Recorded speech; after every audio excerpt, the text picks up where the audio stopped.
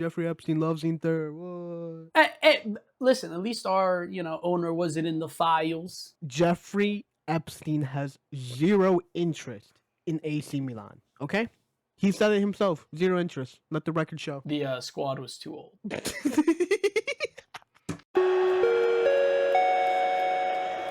Attenzione, iniziando il Joe and Brian Show. Minka, this week was weird. It was good, but bad, but good. But it was a good week. But next week, I think it's gonna be even better because, if I'm being honest, I think we're gonna dog stomp Como again. I think that's in the cards for next week. Como is gonna be a really good game. I'm very excited. For that. No, you shouldn't be, and it's because of this week, which we'll get into in just a few moments, ladies and gentlemen. But I think Milan are gonna dog stomp Como again. I think Sassuolo are also gonna smack the shit out of you guys too. Stop. So I'm excited for next week. Next week's gonna be real good, real good. No, and listen, I guess we'll just preview the Inter game a little bit here. But with Sassuolo, there is something you have to be aware of. Berardi, of course. Our record against them is even, which is terrible and disheartening. And I'm sure yours isn't any better. Perfect. But I don't. It's beautiful. That's how it is. But yeah, no, I mean, Sassuolo are dangerous, and I'm not excited, but I feel confident with Kivu. We've gotten all of our points basically from the bottom half of the table, so I hope that continues. Only other game, and this is just me, guys, ragazzi, this is just my opinion. I only care about the Fiorentina game next week because Fiorentina play Torino, who are a struggling relegation side in my eyes. So this has to be an opportunity for them to get some points because they deserve it. They deserve it. I hear ya, and I would normally agree with you, but I think this has a draw written all over it. Yeah, points are points. They'll take it. Fiorentina will take it. Anyway, ragazzi, next week's going to be fun, but we gotta talk about last week, Matchweek 23, a very important match week, Joe. Listen, it's nice being top of the table still. I am in disbelief that we're here. I'm just happy to be here. You guys are 5 points away. We still have a derby to play, so, it's all for taking. The scudetto has not been decided. But Inter have a healthy margin. It has been. No. It has been. Don't listen to him. Don't listen. Guys, ragazzi, stop listening to him. It's done. It's over. The race was done like 2 weeks ago. It is what it is. Napoli fumbled. Shocker. Inter are going to run away with it. And Milan are just going to slowly fall behind. Okay? It's over. Forget about it. I'll say two things. There's two very important games for Inter. Obviously, the derby, but more importantly, the Derby d'Italia against Juve. Juve aren't that far away. Let's be real. They have some ground to make up. Juve are creeping. They're creeping up. Juve are creeping up. Inter is doing okay right now, but come March, there's some difficult games followed back to back to back. Inter will drop some points there. I think that's accepted. We play every 3 days. Milan, on the other hand, they play every 10 days. So I'm not going to lie, fatigue and all these things could definitely start to play a factor. I hope so. I hope so. I hope you guys lose on the last day again. That'd be great. But let's get formally into this week. Did you want to mention the Lazio Genoa game? Yeah, honestly, I watched this game. Go rewatch it, everybody, because lots of drama. It's Lazio. What do you expect? But this was just such an enjoyable watch, especially on a Friday in the afternoon. It's what a great way to end the week. And then the game that I want to talk about, the game that I became invested into far too much, was the Napoli-Fiorentina game, because I truly thought, truly tried to believe. I hear you. Yeah. Fiorentina, they haven't been great. They haven't been good. They haven't even been subpar. They've been good against the big teams, though.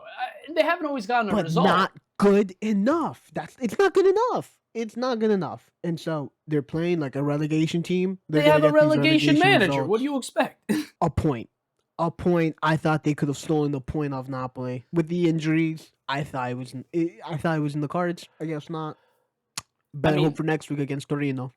I mean, ragazzi, it has a Napoli win on the label here, but let's be real. Losing Di Lorenzo, I mean, this is bad for Napoli.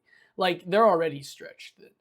Now the rotation, I mean, it's just not going to look good.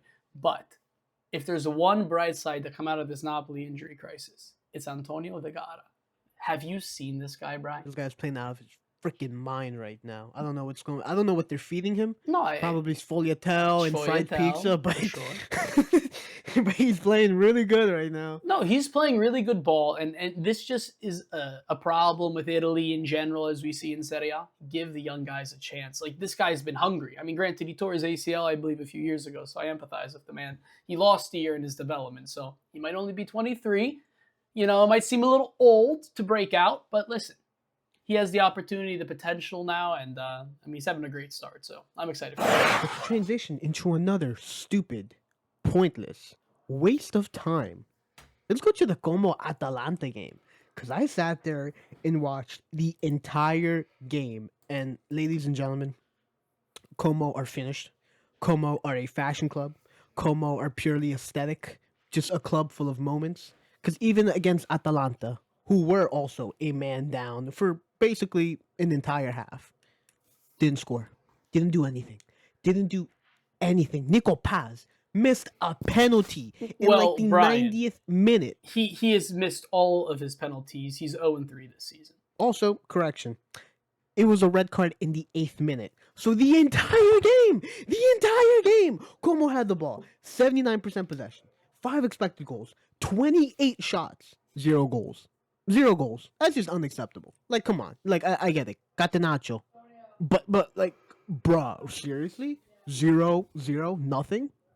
No, and listen, I understand where you're coming from, but I think you're taking too strong of an approach on this. I think this Como team will just only grow with time. They're going to figure things out.